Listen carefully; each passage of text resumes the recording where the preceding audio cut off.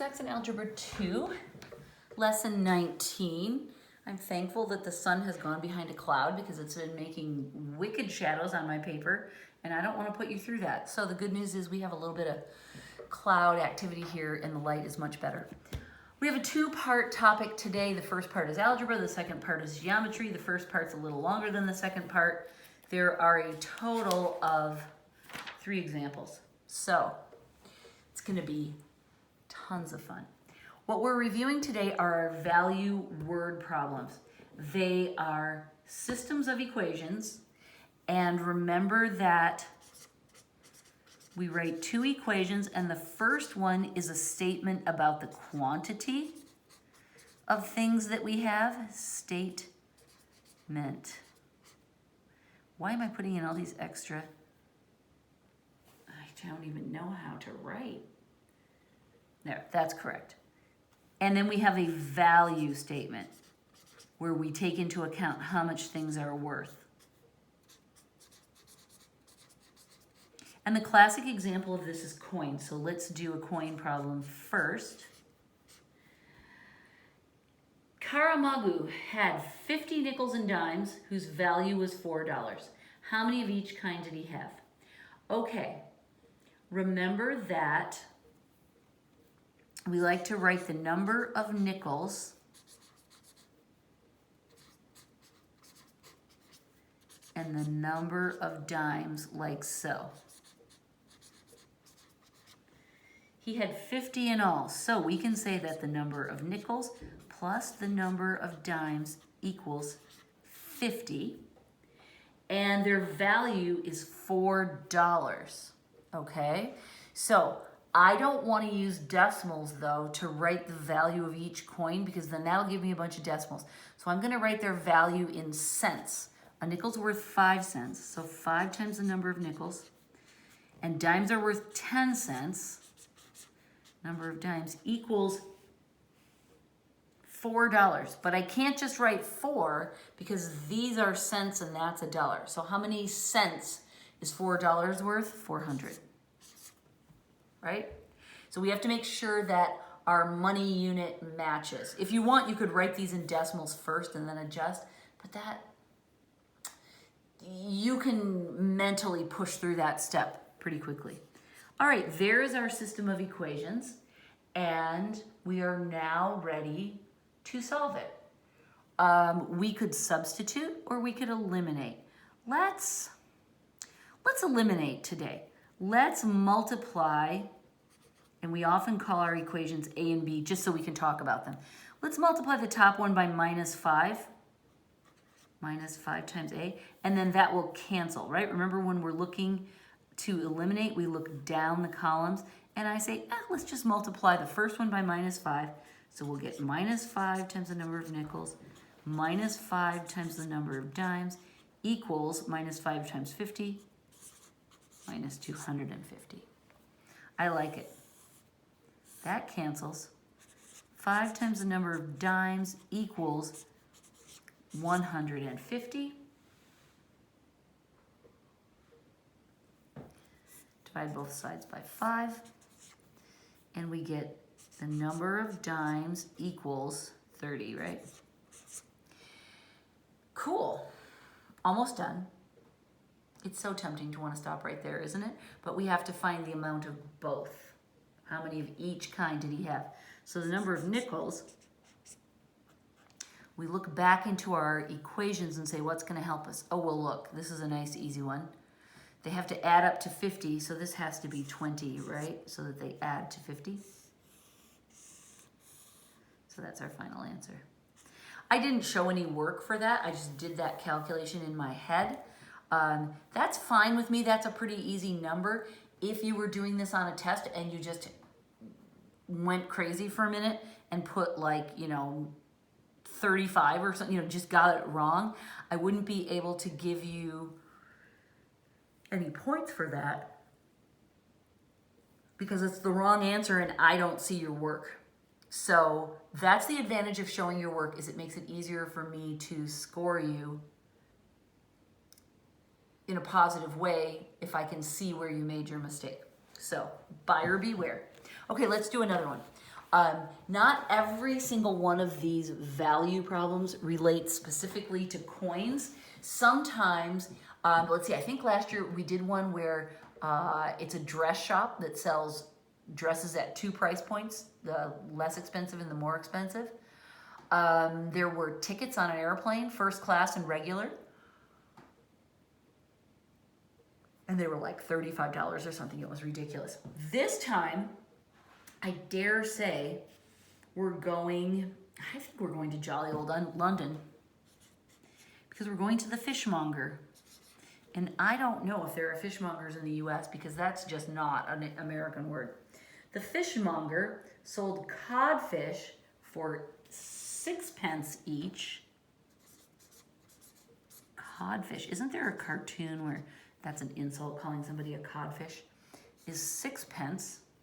And the mussels, oh, this is also how I know it's jolly old England because we don't have pence, do we? Are 1 pence each. Now, I don't know anything about the value of pence, but guess what? It doesn't matter.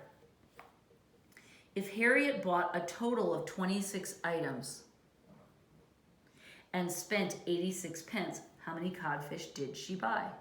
Okay, well, she bought a total of 26 items. So the number of codfish that she bought plus the number of mussels equals 26. She spent 86 pence.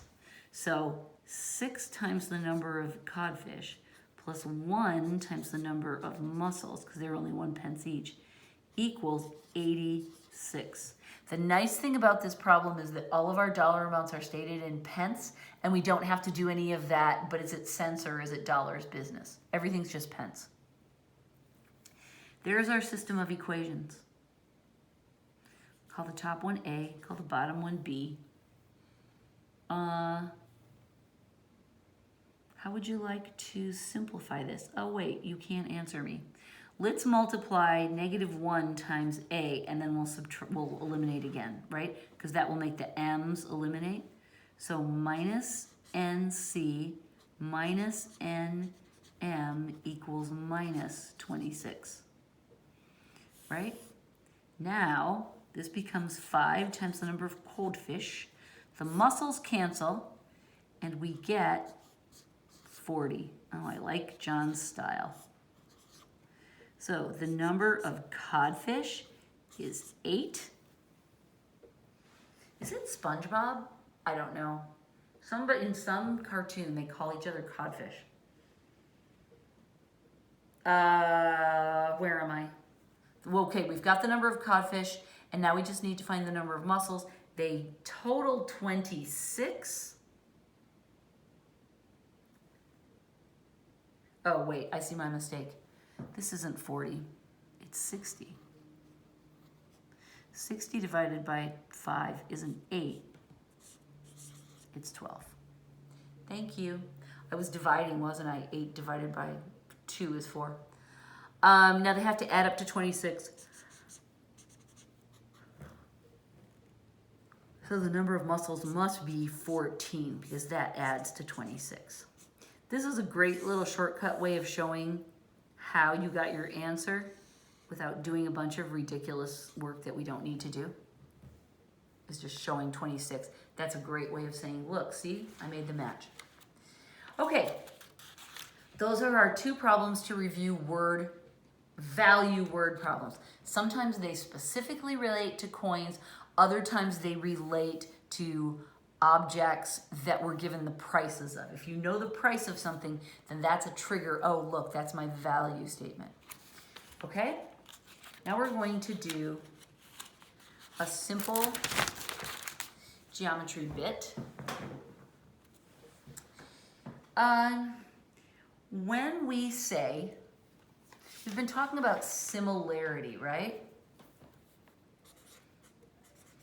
And it's kind of tricky, similarity, because similar is a word that we use in everyday conversation, right? It means things that are kind of the same, but not exactly the same. In geometry, there's a more precise meaning to it, and I want to make sure you understand it. I'm going to write.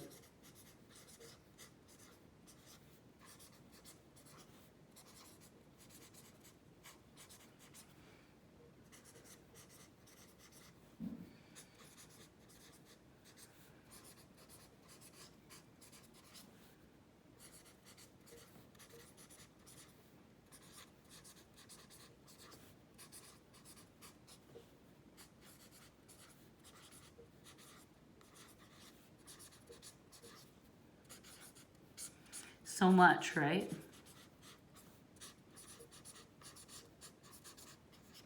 Okay, I'll be quiet for a second and let you.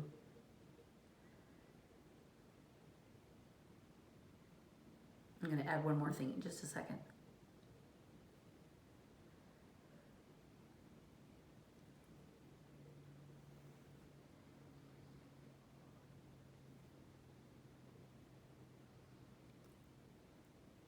Okay. Triangles are similar when their angles are the same. Okay, so all three angles have to be the same measurement, but the sides are different lengths. But a cool thing about the sides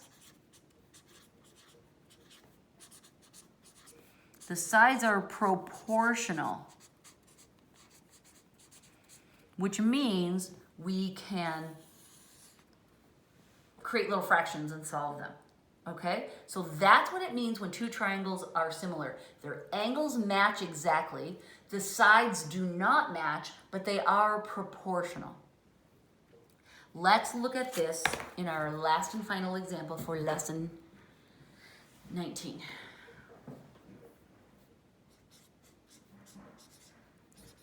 This is a nice bow tie problem. We start with two lines, we draw them kind of parallel to each other. The first one's shorter, the second one's longer. Then we connect the opposite corners. All right, and then let's see what John tells us.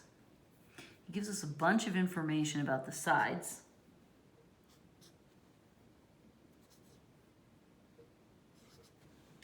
And then he gives us this mark there. What that tells us is that those two angles are the same size. And then he does this. Oh, that tells us that those two angles are the same side. Now, the name of this section that John's talking about is this expression. There's no actual words in it. What he's saying here is that if you know that two angles in a pair of triangles, yes, that makes sense. If they match, then you know that all three match, because the angles in a triangle have to add up to 180. So if two of them are the same, then subtracting from 180 means that they all three have to be the same. So once you get two matches, that's just as good as three. So this is good to know, because I said in order for triangles to be similar, all three angles have to match. And here we get information that two of them match. So 5 minutes ago, you might have thought that wasn't good enough, but now you know, oh yeah, because they have to add up to 180, then the third one would have to be the same. So we can even draw that in if we want. And now we can proceed with the assumption that the triangles are similar and we can find proportions to solve for the missing sides. Here's how we do that. The first triangle, I draw over again exactly as it's positioned. 4, 5, 7, and I put these little things in. Just exactly the way it is.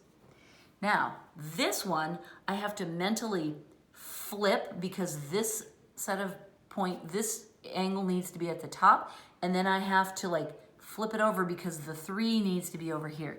So I'm gonna draw it first, and then I'll figure out how to move all the information.